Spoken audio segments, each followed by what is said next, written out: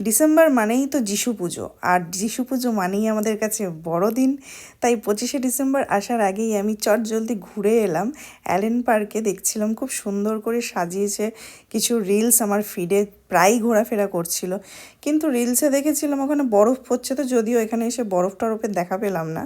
তবে প্রতি বছরের মতন এবছরও খুব সুন্দর করে পার্ক স্ট্রিট সেজে উঠেছে। ওই ভিড়ভাট্টার মধ্যে 25শে ডিসেম্বর আসতে পারবো কি না জানি না, তো যিশু পুজো উপলক্ষে তো হয়তো আসতে পারবো না, তাই আগেভাগে ঘুরে গেলাম।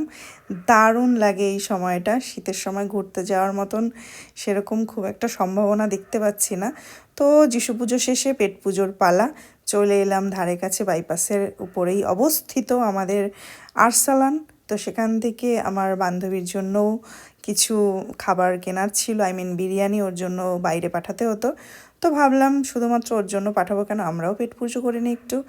তো যেমনি ভাবা তেমনি কাজ, অনেক কিছু খেয়ে দে তারপরে আজকের দিনটা শেষ করে বাড়ি ফিরে এলাম।